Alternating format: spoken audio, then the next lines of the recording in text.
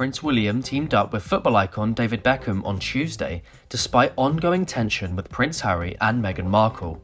The Prince of Wales and Beckham joined forces for an important cause, marking the conclusion of the Up Against Time fundraising appeal for London's air ambulance charity, which has raised an impressive £16 million.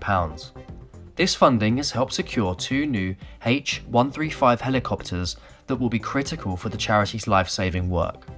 During the event, Prince William met with the medical teams and engineers involved in the new helicopter's operations. He even joined the chief pilot to deliver one of the helicopters to the Royal London Hospital, where it will start its first mission. Standing alongside Beckham, William proudly unveiled one of the new helicopters during their visit to RAF Norfolk in West London. The collaboration comes at a time when the relationship between the Sussexes and the Beckhams has reportedly soured. The Beckhams, who once shared a close bond with Harry and Meghan, having been invited to the lavish wedding at Windsor Castle in 2018, have reportedly severed ties with the couple amid escalating tensions in their relationship.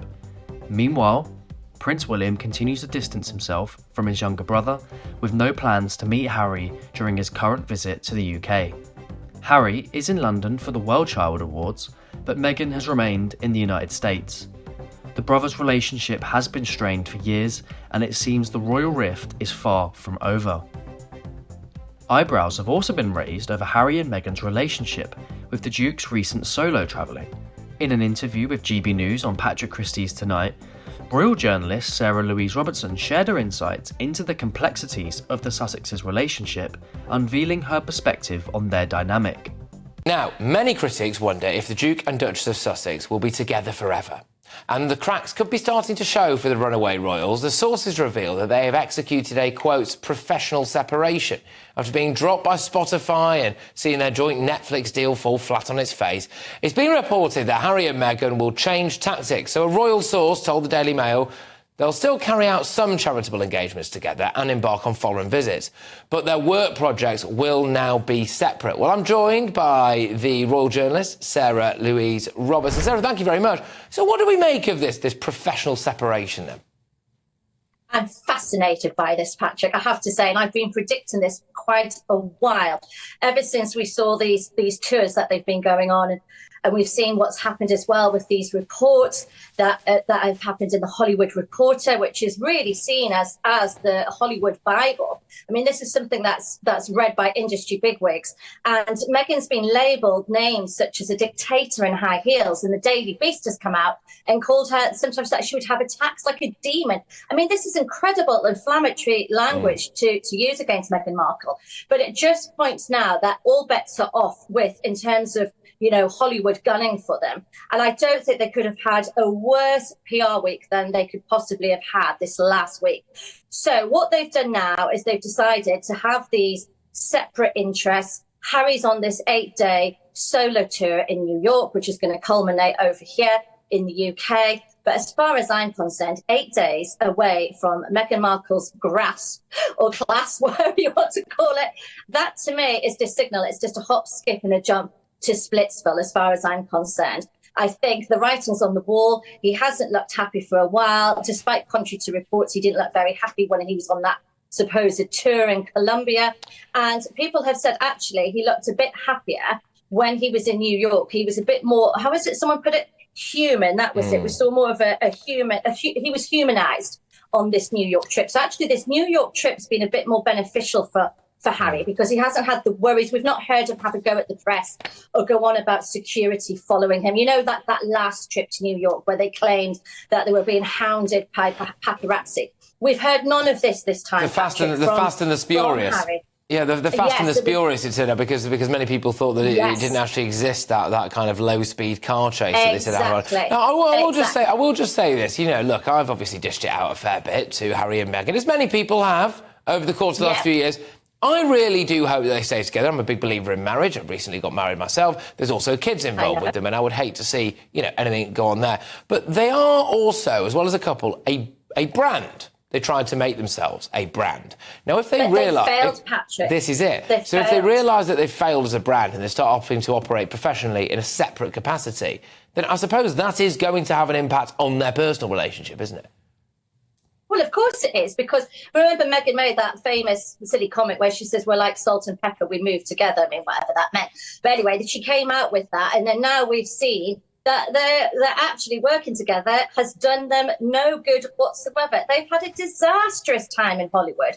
Everything they've touched has just gone wrong. They were dropped by Spotify. They're coming to the end of their contract with Netflix. That's set to run out next year. And I've been told that at the moment, there's no plans for it to be renewed. The Heart of the Invictus documentary that Harry did, that sank without trace. It failed to sort of set alight with viewers.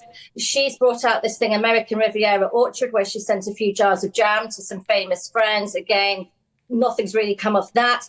And so together, it's just not looking good for them. So I think now, as a way to try and salvage their own reputations, they've decided, OK, let's just try and see if we can do something solo. Meghan probably in her head thinks that, you know, Harry's complaints against the media and against his family, I think now she sort of wants to distance herself from that and align herself with powerful people in Hollywood. Harry is I think, missing royal life in a way, even though he claims to want to run away from it. He's missing the status that being a working royal gave him. We've seen he's talked about service, how he still wants to play a part in you know, his humanitarian causes. And that's what he set out to do. But I think what's really fascinating this week as well, which I can't get over, she hired this massive agent, this Hollywood power broker, Ari Emanuel. How did he fail to stop this Hollywood Reporter piece from going out? I mean, that in itself, Patrick, speaks volumes, doesn't it? But Meghan herself, she seems like she's wanted to align herself with the likes of Oprah, these Hollywood types. She obviously sees that's where her power base is that's what she's trying to build there. Because the thing with Meghan is her eyes are on a political career. It always has been the case of her that her eyes are on a political career. It's interesting, isn't it, on that? Because I think just to say on that, because I think you made a really good point, which is that if Harry is looking to return to royal life or be in that orbit, well, he said that Meghan isn't going to come back to Britain. I think we all know that. If you also add into the mix exactly what you've just said there, which is if Meghan does have political ambitions in the US, then Harry might not want to be, you know, overtly political. We know that he's kind of ventured into that zone before. We might not want to be overtly political. So it would make sense for them to go their separate ways, professionally speaking, to both line up those next offshoots, wouldn't it? And the only issue for Meghan is, potentially, that we've just seen a load of stuff here, as you were alluding to there, about people saying she's a dictator in high heels, she's fuming and barking orders, she's broadly belittled staff. So she will need to do a PR revolution job on herself if she's going to get anywhere, won't she? Massive. I mean, I pity the person who has to do that for her. They've tried already this week. They've released this report in Us Weekly, which was one of their favoured magazines. The editor of that, Dan Wakeford, he used to be the editor-in-chief of People magazine, which is another one of Meghan's magazines of choice. It's interesting. He's took upon himself to get these so-called members of staff who have come out and tried to say what a wonderful boss she is.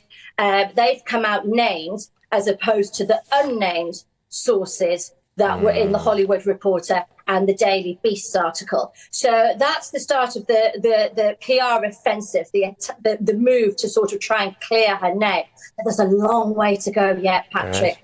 I mean, those revelations are damaging, and we still have never seen the results of the royal family inquiry into the alleged bullying that took place when she was a working royal. I wonder if we ever will. I wonder if we ever will. So, well, no, we won't. We won't. Thank you very, very much. Absolute delight to see you again. Take care, Sarah Louise Robertson there.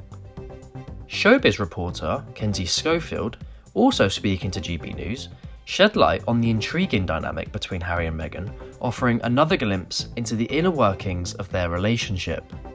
No, I think that I looked at the dates of last year when those rumors started circulating from Radar Online about Harry and Meghan taking time apart, and it was around this time last year.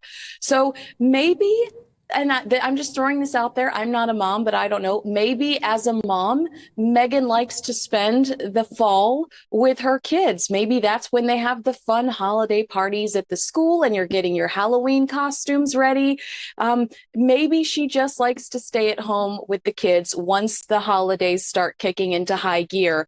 But it was interesting to me that around the same time last year, these rumors started to circulate that Harry and Meghan, you know, they were frustrated demonstrated professionally and taking some time apart. And, you also have Prince Harry coming to visit you in the next few days without Meghan Markle as well for the Well Child Awards. Yeah, and they did come together previously for those awards, didn't they? Famously, when the late Queen died, and then they popped, I think, across to the Netherlands or something for the Invictus. So they're not always apart at this time of year, but who knows, as you say, it's perfectly normal for couples to work separately. But there's also lots of briefing about their employees and how happy they are. And I've just been reading in the Daily Mail this morning that one of their employees has said that the Sussexes watered the seeds so that we can flourish. That's the sort of crud language that she would use, They heard we adopted a dog, and the next day I had a luxury brand leash on my doorstep. So the front page says stop somebody else resigning. Why don't we get all the people who've resigned over the past 5 years or whatever on to talk about this? But there's some counter briefing, isn't there, going on from Montecito? Yeah. Absolutely. And we saw this rebuttal almost immediately. There were reports in the Express saying that this was a disgruntled former employee. But if there's a disgruntled former employee, they are disgruntled for a reason. So it's almost as if that excuse doesn't justify what we're hearing, the negative information that we're receiving about Harry and Meghan's toxic management style. I mean, I do think, it's my personal opinion, that they do have issues when it comes to communication and when it comes to management and making decisions. And if you're working underneath them, that's got to be a struggle. How would you describe, Kinsey, the dynamic of the relationship? I think that there is a very specific person that wears the pants in the family, and she knows where to buy luxury dog leashes. That's how I would describe that. My director is saying that's most women, though, isn't it? That they maybe call the shots, know where the luxury leashes are. No pun intended there. Listen, we've got him, as you say, coming over to the UK. Will there be any meetings, do you think, between perhaps the King and his long-lost son? Well, look, I'm going to be honest with you. If I told you that I had any of that information, I would be lying. And I would say that anybody that tells you otherwise is lying, because the King and Prince Harry are trying to prove to each other that they can trust each other. And so we won't have that information until well after the fact. So if I'm being honest with you, I have no clue. I think we all hope for some sort of reunion or reconciliation, because you don't want to see families, especially when your father is ill, you don't want to see them at such a distance with each other. But I do believe that they're not going to release that information because both of them are trying to prove to each other that they can trust each other. So what would you say Harry's next moves are going to be over the next year, for instance? I mean, how does he identify himself, and how does he establish himself in people's minds? Well, look, looking at that timeline that I was explaining about Harry and Meghan last year versus this year, they had headlines like from Rolling Stone magazine, Harry and Meghan in their flop era. What have they accomplished since then that is tangible? Not really anything. They've had several Netflix flops. They did have their big blockbuster, but everything else has not connected with audiences. And what I think we're seeing from Prince Harry in New York right now is him trying to rehabilitate his image. Spare commercial success, but he became a punchline here in the States. He really became a punchline all over the country based on some of the content in his book that he dwelled on. So I think he's trying to redeem himself. He's trying to become a respected thought leader. And that's really what these visuals are in New York, and when we see Harry and Meghan on some of these tours. Finally, Kinsey, I'm just looking at our Your Say page, and people are commenting on Prince William. We just saw him in that VT before we came to you, launching his Earthshot Prize nominees, and they're talking about the beard. They called him a scruffy ... What's your view on the beard look? I'm not a fan myself, I've got to be honest. Oh, really? I think he looks very comfortable. I think he's very handsome with it. But I'm much more interested in the Princess of Wales Christmas concert than any of Harry and Meghan's stuff. I'd like that on the record. I hope she plays the piano. There's just something about her long flowing locks, a ball gown, and tinkling on the ivories. It's just poetic. Fingers crossed. It is. Thanks, very much. Kinsey. I can't wait. Cheers. See ya.